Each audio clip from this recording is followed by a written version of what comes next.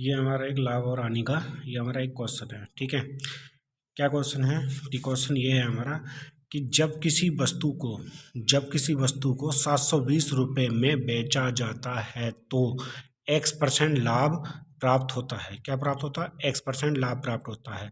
जब उसी वस्तु को 750 रुपये में बेचा जाता है तो x + 5% लाभ प्राप्त होता है। तो x का मान हमें ज्ञात करना है। तो हमें x का मान हमें ज्ञात करना है, यानी कि 720 रुपये की बात हो रही है। 720 रुपये में जब किसी वस्तु को 720 रुपये में बेचा जाता है तो हमें कितना प्राप्त होता है? हमें प्राप्त होता है x% लाभ प्राप्त होता है। जब उसी वस्तु को अगर 750 रुपये में बेचा जाता है तो कितना प्राप्त होता है? अभी x + 5% लाभ प्राप्त होता है।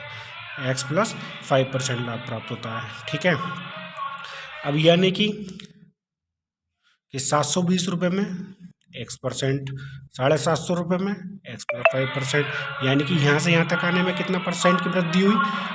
कितने परसेंट की वृद्धि हुई यहाँ से यहाँ तक आने में? यहाँ से यहाँ तक आने में हमारी 5% की वृद्धि हुई। यानी कि ये कितना हुआ यहाँ पे? ये 30 हुआ। यानी कि 5% का हमारा कितना? 5% का 30, यानी कि 1% का कितना हुआ हमारा? 30/5, यानी कि 5 से हमने इसको कैंसिल करा तो हमारा 6, यानी कि 1% बराबर कितना आ गया हमारा? 6। 1% बराबर हमारा 6 आ गया। यानी कि अगर हम 100% अगर निकालते हैं तो हमारा कितना हो गया? 600। यानी कि 600 से हमारा कितना, कोई वस्तु की मूल्य हमारा कितना था?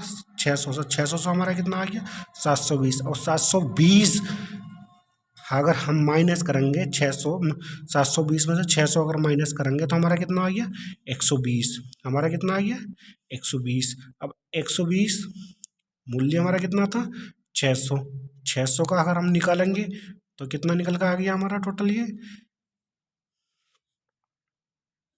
इससे कैंसिल हो गया, यानी कि प्रॉफिट निकाल रहे हैं हम।